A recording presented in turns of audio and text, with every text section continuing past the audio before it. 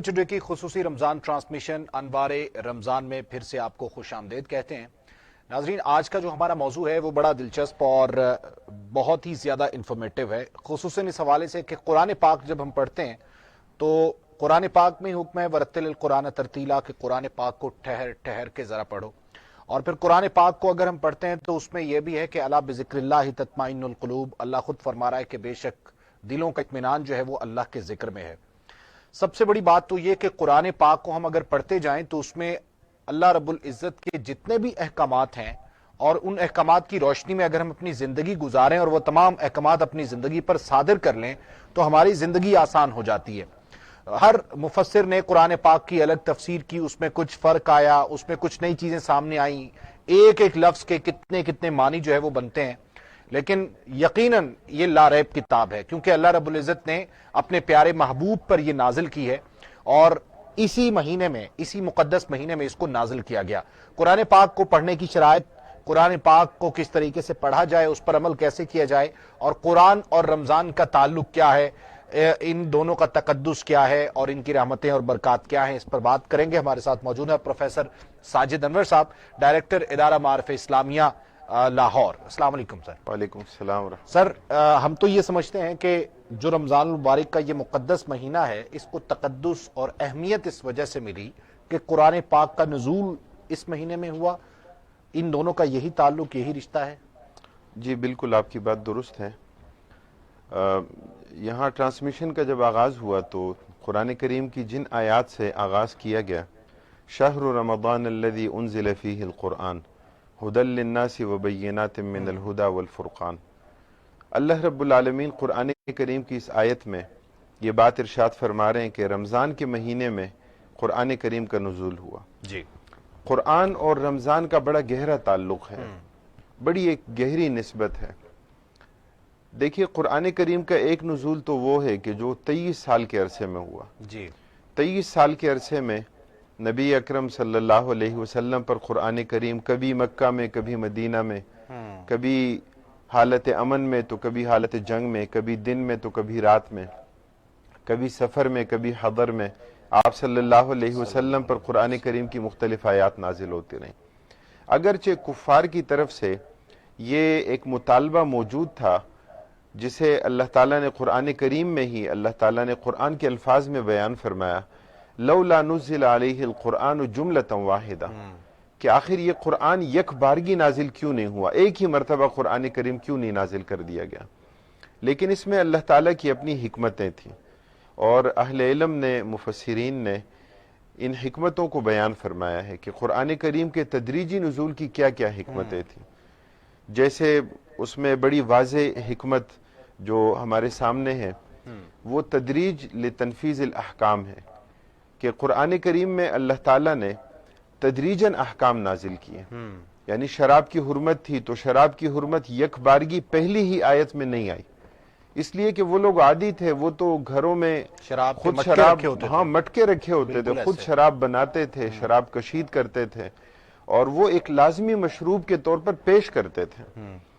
تو وہاں عام چلن تھا، عام رواج تھا اس بات کا۔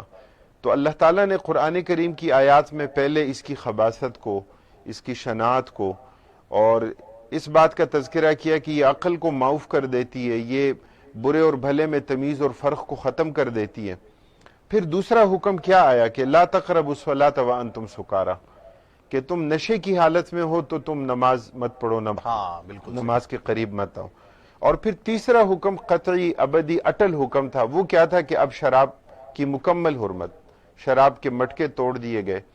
جن برتنوں میں شراب رکھی جاتی تھی یا شراب سرو کی جاتی تھی ان برتنوں میں پانی پینے سے بھی منع کر دیا۔ اور پھر میں بات آپ کی کاٹ رہا ہوں، اور پھر یہ کمال کا منظر بھی دیکھا گیا کہ جن لوگوں نے گھروں میں مٹکے رکھے ہوئے تھے اور جب یہ حکم نازل ہوا اور حضور علیہ الصلوۃ والسلام نے ارشاد فرمایا تو اس کے بعد گلیوں میں بہتی نظر آئی، گلیوں میں بہتی نظر، لوگوں نے اس قدر عمل کیا اس پہ۔ بالکل، لوگوں نے عمل کیا اس پہ اور شریعت کے اس حکم کی پوری طرح اس کی پابندی کی گئی۔ اچھا، جن برتنوں میں شراب سرو کی جاتی تھی وقتی طور پر اس کی ممانعت آئی کہ اس میں آپ پانی یا کوئی اور مشروب بھی، نبیذ ایک معروف تھا کہ نبیذ التمر کھجوروں کا تیار کیا جاتا تھا، اور اس میں اگر نشہ نہ ہو تو اس کا استعمال جائز ہے اگر وہ نشہ آور نہ ہو، مسکر نہ ہو، اور بعد میں ان برتنوں میں پانی یا کسی اور مشروب کے استعمال کی بھی اجازت دے دی گئی۔ اب ہم بات یہ کر رہے تھے کہ قرآن کریم تدریجاً نازل ہوا، تدریج لتنفیذ الاحکام، احکام کی تنفیذ کے لیے، اس لیے کہ انسانی مزاج ہے، تو انسانی مزاج میں تدریجاً اس کو آمادہ کرنا، پہلے کی غلط روش تھی، آہستہ آہستہ اس میں ایک چینج اور ایک تبدیلی لے کر آنا، تو قرآن کریم میں ظاہر بات ہے یہ ایک بہت بڑی حکمت تھی۔ اسی طرح قرآن کریم کے تدریجی نزول کی بڑی حکمت تھی نبی اکرم صلی اللہ علیہ وسلم کے لیے تسلی اور اطمینان۔ آپ صلی اللہ علیہ وسلم محبوب کائنات، آپ صلی اللہ علیہ وسلم حبیب رب العالمین، آپ صلی اللہ علیہ وسلم خاتم النبیین اور سید المرسلین اور وجہ تخلیق کائنات، اللہ کے رسول صلی اللہ علیہ وسلم کو آپ کی تمام تر امتیازی خصوصیات اور تمام تر معجزات کے باوجود ایک انسانی معاشرے میں بھیجا گیا۔ بالکل صحیح۔ انسانی معاشرے میں آپ صلی اللہ علیہ وسلم کی جب تشکیل کی گئی تو اس بنیاد پر کہ کل کو جو لوگ دین کی دعوت کا کام کر رہے ہیں، کل کو وہ یہ نہ کہیں کہ اللہ کے رسول صلی اللہ علیہ وسلم کو تو بھوک نہیں لگتی تھی، یہ تو ہم جیسے نہیں، ہاں، یا آپ صلی اللہ علیہ وسلم کو پیاس نہیں لگتی تھی، یا آپ صلی اللہ علیہ وسلم کے جسم اتھر پر کوئی زخم نہیں لگتا تھا۔ تو آپ دیکھیے وہ ساری کیفیات، پھر اللہ کے رسول صلی اللہ علیہ وسلم کی زندگی میں کیا تھا کہ ہم روزہ رکھ رہے ہیں، آپ صلی اللہ علیہ وسلم کا روزہ اس کا دورانیہ زیادہ تھا، یعنی صوم وصال کی ایک کیفیت تھی۔ آپ صلی اللہ علیہ وسلم تہجد کی نماز بھی باقاعدگی کے ساتھ پڑھتے تھے، اشراق، چاشت کی تمام تر نمازیں آپ صلی اللہ علیہ وسلم، اگرچہ وہ فرض نہیں تھیں، آپ صلی اللہ علیہ وسلم کے دندان مبارک شہید ہوئے، آپ کے جسم اطہر سے خون نکلا، آپ صلی اللہ علیہ وسلم کو بکری کے گوشت میں جو ایک یہودی عورت نے زہر ملا کر دیا تھا اور اس کا ایک لقمہ آپ صلی اللہ علیہ وسلم نے لیا اور پھر اس لقمے نے آپ کو خبر دی۔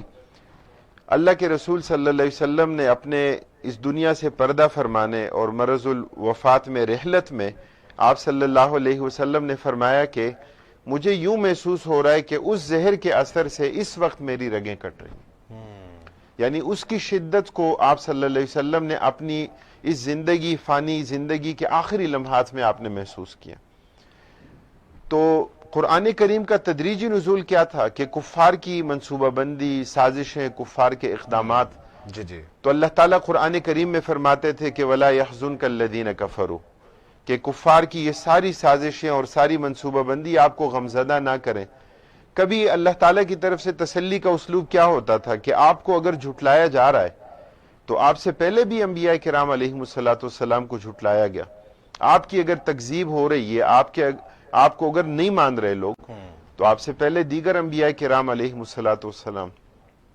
بلکہ مجھے یہاں ایک حدیث کا حوالہ یاد آتا ہے، آپ صلی اللہ علیہ وسلم نے فرمایا اشد الناس بلاء الانبیاء ثم الامثل فالامثل، فرمایا کہ سب سے زیادہ آزمائشیں کس پر آتی ہیں؟ انبیاء کرام علیہ السلام پر، یعنی وہ اللہ کے برگزیدہ، وہ چنیدہ، وہ منتخب لوگ، اور وہ یعنی اس پوری کائنات کے محسن کہ جو دعوت کا کام کر رہے ہیں انبیاء کرام علیہ السلام، لیکن سب سے زیادہ آزمائشیں انہی پر۔ تو یہ آزمائشیں ہوتی کیوں ہیں؟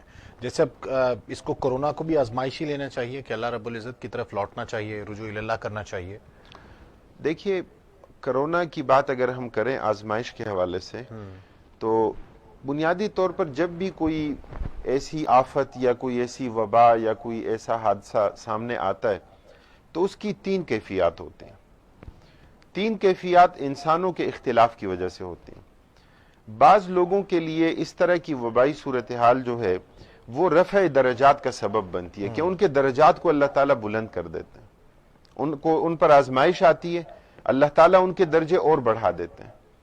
بعض لوگوں کے لیے یہ آزمائشیں ہوتی ہیں کفارہ سیئات، کہ ان سے زندگی میں گناہ ہوتے ہیں، اللہ رب العالمین آخرت میں انہیں سزا دینے کے بجائے اللہ تعالیٰ دنیا کی زندگی میں ان کو یعنی کفارہ سیئات کی ایک صورت اللہ تعالیٰ بنا دیتے ہیں۔ اچھا، میں پروفیسر صاحب چاہتا ہوں کہ مفتی علی عمران صاحب کل ان سے بات نہیں ہو سکی تھی، جی بالکل، تو میں پروڈیوسر ہے ہمارے گوہر، ان سے ریکویسٹ کرتا ہوں کہ مفتی علی عمران صاحب کو ملائیں تاکہ ان کو بھی شامل گفتگو کریں، اور ٹائم ہمارا مزید ابھی پڑا ہوا ہے۔ تو اب یہ فرمائیے گا سر، جیسے آپ نے کہا کہ آزمائش میں وہی بات آپ سے کہنا چاہ رہا تھا کہ دو صورتیں، ایک تو یہ ہے رفع درجات دوسری ہے کفارہ سیئات کہ گناہ جھڑ جاتے ہیں، گناہ اللہ تعالیٰ زائل کر دیتے ہیں۔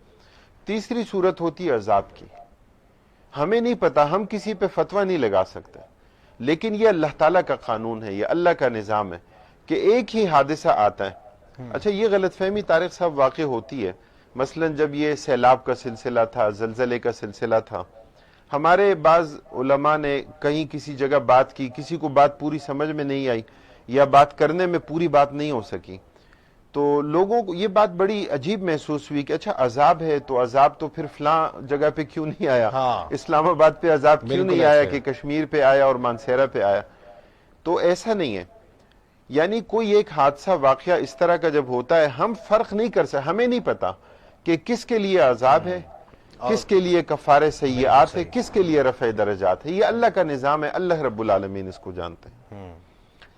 تو قرآن کریم کا تدریجی نزول، اس پر ہماری بات ہو رہی تھی کہ قرآن کریم کا تدریجی نزول اس لیے بھی تھا کہ آپ صلی اللہ علیہ وسلم کے لیے تسلی اور آپ کے لیے اطمینان۔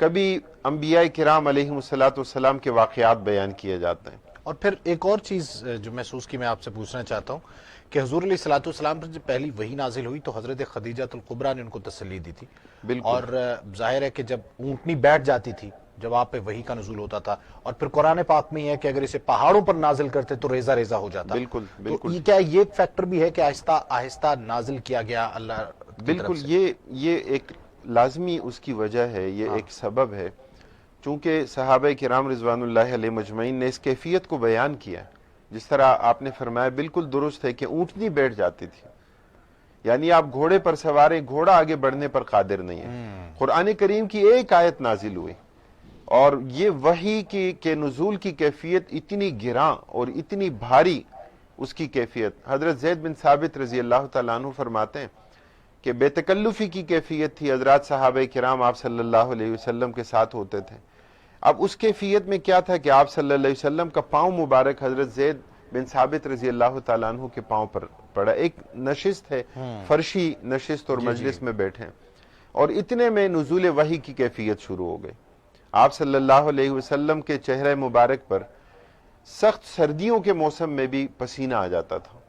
حضرت زید بن ثابت رضی اللہ تعالیٰ عنہ فرماتے ہیں کہ مجھے یوں لگا کہ میرے پاؤں کی یہ ہڈی ٹوٹ جائے گی، یعنی ظاہری اس کی شدت اور اس کا گراں گزرنا، اس کا بھاری ہونا، اتنی شدت تھی اس کی، تو یہ اس کی ایک حکمت تھی۔ بالکل صحیح سر، بات تو بالکل ٹھیک ہے کہ قرآن پاک اور رمضان کا تعلق تو ہے۔ قرآن پاک کتنا پڑھنا چاہیے؟ کیا قید ہے کوئی سوالے سے، یا واجب کیا گیا، فرض کیا گیا کتنا پڑھا جائے، یا یہ بھی ہے کہ صرف ایک قرآن پاک پورے رمضان میں پڑھا جائے یا سنا جائے؟ دیکھیے، اس حوالے سے یعنی عمومی طور پر جو قرآن کریم کے حقوق ہیں، اور یوں تو قرآن کریم کے حقوق پورے سال کے لیے ہیں، ایسا نہیں ہے کہ وہ صرف ایک مہینے کے لیے ہیں اور باقی مہینوں کے لیے نہیں ہیں، لیکن اہل علم یہ بات ضرور ذکر کرتے ہیں کہ رمضان کے مہینے میں کم از کم ایک مرتبہ قرآن کریم کی مکمل خواندگی، قرآن کریم ناظرہ ایک مرتبہ مکمل پڑھنا، یہ نبی اکرم صلی اللہ علیہ وسلم کی سنت ہے، اور یہ قرآن کریم کا حق ہے۔ آپ صلی اللہ علیہ وسلم ہر سال جبرائیل امین کے ساتھ، یعنی وہ وحی کو لانے والے تھے، اور امین ان کی صفت، ان کا وصف ذکر کیا گیا، کیونکہ وہ امانت پہنچاتے تھے۔ جی، امانت پہنچاتے تھے۔ تو ایک مرتبہ قرآن کریم کا دور یعنی آپ صلی اللہ علیہ وسلم کے سنانے کا سلسلہ ہے، یہ تو کرتے تھے، اور جس سال آپ کی رحلت ہوئی آپ صلی اللہ علیہ وسلم نے اس سے متصل رمضان میں 2 مرتبہ قرآن کریم کا دور کیا۔ اچھا، اس میں پھر فضیلت کی یہ بھی بات یعنی سمجھنی چاہیے کہ عام حالات میں اگر ہم کوئی نفلی عبادت کرتے ہیں تو رمضان میں اس کا اجر اور اس کا ثواب وہ ہمیں فرائض کے بقدر وہ ہمیں دیا جاتا ہے، اور فرائض کا 70 گنا بڑھا چڑھا کر ہمیں دیا جاتا ہے۔ تو قرآن کریم کے تمام حقوق کی طرف ہمیں متوجہ ہونا چاہیے۔ اس میں قرآن کریم پر ایمان بھی ہے، یہ عقیدہ رکھنا کہ واقعتاً یہ اللہ کی کتاب ہے۔ جب یہ عقیدہ راسخ ہوتا ہے تو اس کے نتیجے میں ہمارے عمل اور ہمارے برتاؤ میں بہتری آتی ہے کہ ہم واقعتاً اللہ کا کلام سمجھیں۔ ہم میں سے کسی کے پاس بظاہر دنیاوی جتنے بڑے عہدے اور مناصب ہیں، کسی کا اگر کوئی لیٹر ہو، کسی کا کوئی خط ہمارے نام ہو، تو ہم سمجھ سکتے ہیں کہ وہ فرد کتنی اس کو اہمیت دے گا۔ اگر اس پوری کائنات کے مالک کہ جس کی وسعتوں کا ہمیں نہیں پتا، ہمیں اندازہ نہیں ہے انسانیت کے آغاز سے پہلے کیا تھا، اس دنیا میں کتنی مخلوقات تھیں، اس عالم کی کیا کیفیات تھی، انسانوں کے علاوہ اور کروڑوں جتنے سیارے موجود ہیں، کہاں کہاں حیات کی کیا کیا صورت ہے، ہم نہیں جانتے۔ بالکل صحیح۔ تو ہمیں اللہ تعالیٰ کی قدرت کی وسعتوں کا اندازہ ہو سکتا ہے۔ تو اگر ہم قرآن کریم کو اللہ تعالیٰ کی کتاب واقعتاً مانیں اور اس کا عقیدہ رکھیں، اس کے بعد قرآن کے ساتھ ہمارے برتاؤ اور ہمارے سلوک میں لازماً تبدیلی آئے۔ ٹھیک ہے جی، قرآن پاک کو جاننا چاہیے۔ اچھا، ہم لوگ پڑھتے ہیں ثواب کی نیت سے، مطلب صبح کے وقت اگر ہم قرآن پڑھتے ہیں، میں پڑھتا ہوں تو آدھا سپارہ یا ایک سپارہ پڑھنا ہے، تو ثواب کی نیت سے پڑھوں یا اس کو سمجھ کے پڑھوں؟ ترجمے کے ساتھ زیادہ اجر ملے گا یا ویسے ثواب کی نیت سے پڑھ لیں تو طرز کے ساتھ ویسے زیادہ اجر ملے گا؟ دیکھیے طارق صاحب، اس میں قرآن کریم ایک ایسی اللہ تعالیٰ کی معجز کتاب ہے کہ اس کے ساتھ تعلق اور نسبت کی جو بھی صورت ہو وہ باعث اجر و ثواب ہے۔ دیکھیے اللہ کے رسول صلی اللہ علیہ وسلم فرماتے ہیں من قرأ حرفا من کتاب اللہ فلہ بہ حسنہ والحسنۃ بعشر امثالہا، کہ جو قرآن کریم کے ایک حرف کی تلاوت کرے تو اللہ رب العالمین اسے 10 نیکیاں عطا فرماتے ہیں۔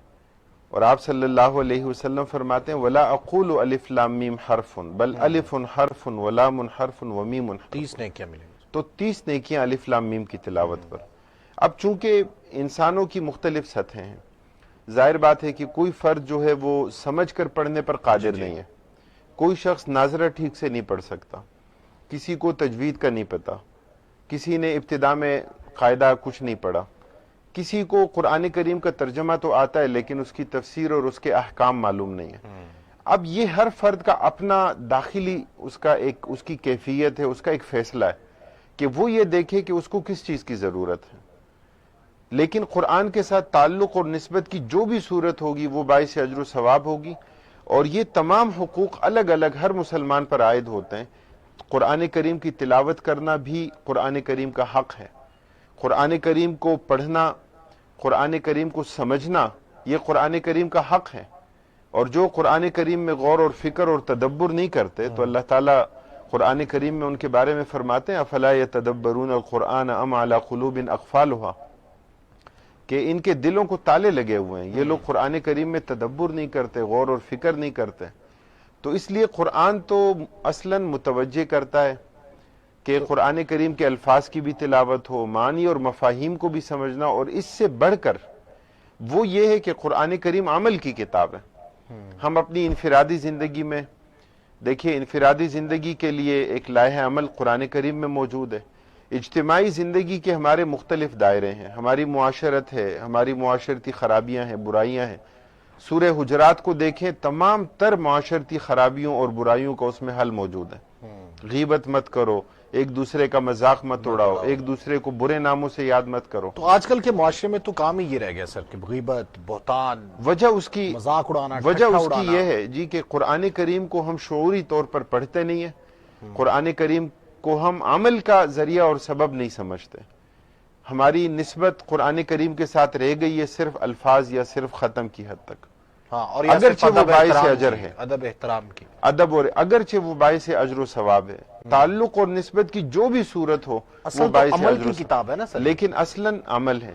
اصول وضع کیے گئے ہیں پوری دنیا، بالکل، پوری زندگی کے۔ جی، انفرادی زندگی کس طرح گزارنی ہے، آپ پر اوروں کے کیا کچھ حقوق عائد ہوتے ہیں اور آپ نے کیسے ان کے حقوق ادا کرنے ہیں، آپ نے اجتماعی زندگی کس طرح گزارنی ہے۔ تو اسلام تو اصلاً ہے ہی نظام ایک دوسرے کے حقوق کی ادائیگی کا، ہمیں ایک دوسرے کے حقوق کی ادائیگی کی طرف متوجہ کرتا ہے۔ بالکل۔ اور ہم اگر قرآن کریم اور قرآن کی تشریح تفصیل نبی اکرم صلی اللہ علیہ وسلم کی سیرت مطہرہ ہے، اس لیے کہ آپ صلی اللہ علیہ وسلم کان خلقہ القرآن، آپ صلی اللہ علیہ وسلم مجسم قرآن تھے، آپ کے شب و روز قرآن کے مطابق تھے۔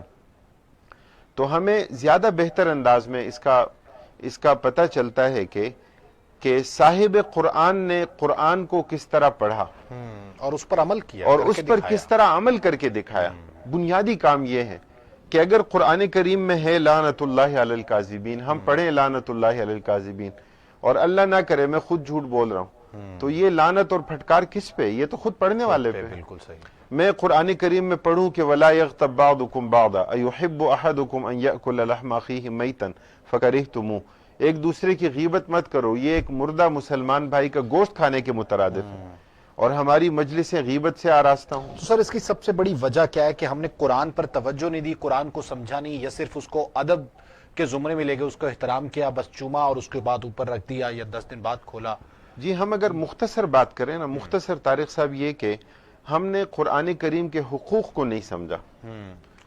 اللہ تعالیٰ کی عظیم کتاب، تلاوت کا اجر اور ثواب بہت ہے، لیکن یہ کتاب صرف تلاوت کے لیے نہیں آئی۔ پروفیسر صاحب، انسان کا قرآن سے جو تعلق ہے وہ کس طرح سے ڈیولپ ہوگا؟ جس طرح سے آپ نے کہا کہ صرف اس کو پڑھنا ہی نہیں ہے بلکہ سمجھنا ہے، ثواب تو اپنی جگہ، لیکن یہ اصول زندگی ہے، کمپلیٹ کوڈ آف لائف ہے یہ۔ بالکل۔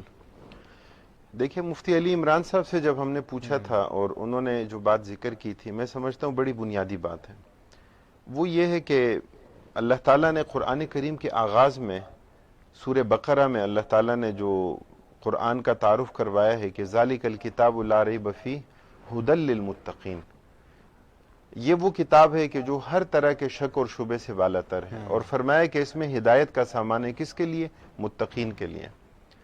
اسی طرح روزے کے حوالے سے اللہ تعالیٰ نے قرآن کریم میں جو حقیقت بیان فرمائی ہے کہ یا ایھا الذین آمنوا کتب علیکم الصیام کما کتب علی الذین من قبلکم لعلکم تتقون، دیکھیے وہاں روزے کے لیے بھی لعلکم تتقون کا تذکرہ ہے، یہاں قرآن کریم سے استفادے کے لیے بھی شرط کیا ذکر کی گئی کہ ھدی للمتقین۔ قرآن کریم ہدایت ہے تمام انسانوں کے لیے، بے شک، لیکن قرآن سے استفادہ کرنے والے لوگ متقین ہیں، یعنی یہ ایک بنیادی فرق ہے، اور یہ ہم قرآن کے حوالے سے بھی اور صاحب قرآن کے حوالے سے بھی بات کرتے ہیں۔ اللہ کے رسول صلی اللہ علیہ وسلم کے حوالے سے اللہ تعالیٰ فرماتے ہیں لَقَدْ كَانَ لَكُمْ فِي رَسُولِ اللَّهِ أُسْوَةٌ حَسَنَةٌ لِمَنْ كَانَ يَرْجُو اللَّهَ وَالْيَوْمَ الْآخِرَ وَذَكَرَ اللَّهَ كَثِيرًا، کہ تمہارے لیے اللہ کے رسول صلی اللہ علیہ وسلم کی زندگی میں کیا ہے؟ ایک اسوہ حسنہ، ایک بہترین نمونہ، ایک آئیڈیل زندگی، ایک بہترین ماڈل، وہ نبی اکرم صلی اللہ علیہ وسلم کی زندگی۔ لیکن یہ کس کے لیے ہے؟